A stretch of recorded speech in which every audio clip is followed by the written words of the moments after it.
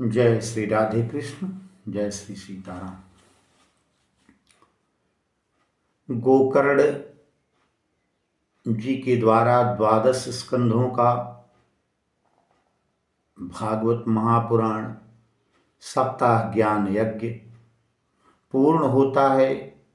विचित्र घटना यह घटती है कि प्रत्येक दिन कथा के अंत में उस बांस के जो 7 गांठ के बांस का जो स्वरूप था उसमें से एक एक गांठ अपने आप टूटती गई और 7वें दिन धुंधकारी का प्रेतत्व नष्ट हो गया संपूर्ण कथा के श्रवण मात्र से। क्या कलयुग में ऐसा संभव है? तो मैं कहूंगा कि बिल्कुल संभव है, लेकिन उसके लिए संपूर्ण 12 स्कंधों के श्लोकबद्ध कथा का श्रवण करना होगा, तभी संभव है। ये छिटपुट कथाओं का श्रवण करने से भागवत श्रवण का फल नहीं मिलता। प्राचीन काल की जो परंपरा थी उस परंपरा से हट करके आजकल की कथाएं हो रही हैं,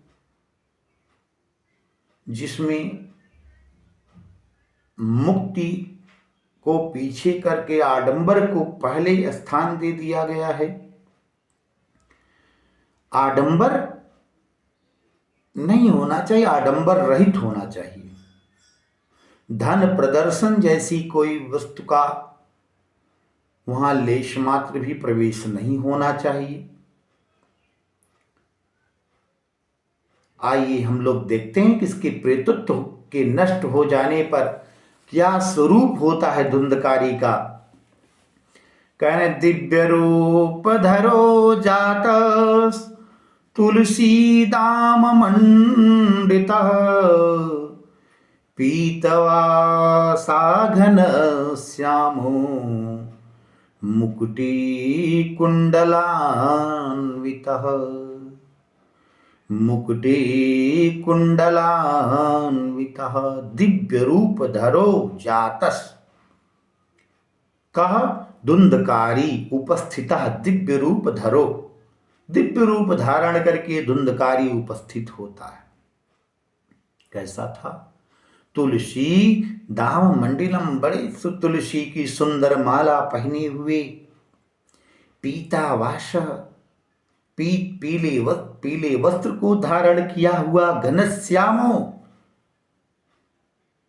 आसमान की तरह गगन की तरह सुंदर श्यामल वर्ण, उस पे भी मुकुट लगा हुआ है।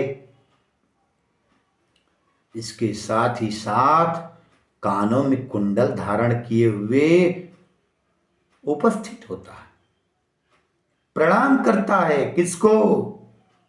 गोकर्ण जी को। ननाम भ्रातरम सद्यो गोकर्णमिति ब्रवीत् त्वयाहं मोचितो बंधो कृपया प्रेत कल्मषात्। प्रणाम किया किसने? धुंधकारी ने। ननाम भ्रातरो सद्यो गोकर्णमिति ब्रवीत्, और गोकर्ण से बोला, क्या बोला? त्वयाहम, त्वयाहम, त्वया माने तुम्हारे द्वारा, अहम माने मैं, मोचितो बंधो कृपया प्रेत कल्मषात्। निश्चित रूप से बंधु कहलाने लायक तुम ही हो भाई। तुमने मुझे प्रेत की उस कलमशता से, उस महान दुख से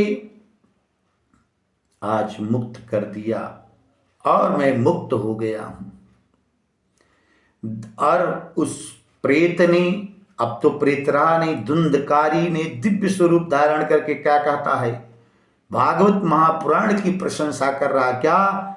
धन्या भाग्यवती वार्ता प्रेत पीड़ा विनाशिनी धन्या भागवती वार्ता प्रेत पीड़ा विनाशिनी सप्ताहोऽपि तथा धन्यः कृष्णलोक फलप्रद।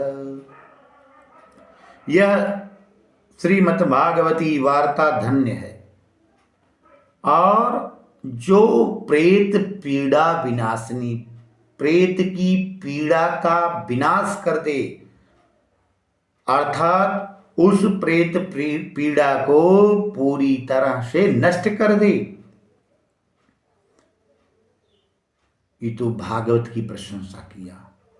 उसके बाद उसने कहा सप्ताहोऽपि तथा धन्य, और ये सप्ताहभर में जो श्रवण करने के विधि है ये तो और धन्य है, क्योंकि इसमें अगर कम ज्यादा कर दिया जाए तो हमें लगता है कि मन में थोड़ी अश्रद्धा लोगों को हो जाए। सुनने को अगर एक एक अध्याय का श्रवण किया जाए तो 335 अध्यायों में लगभग पूरे वर्ष का समय लग सकता है। और एक एक अगर प्रसंग की व्याख्या करने लगें तो हो सकता है 10-20 वर्ष तक भागवत को पूरा नहीं किया जा सकता।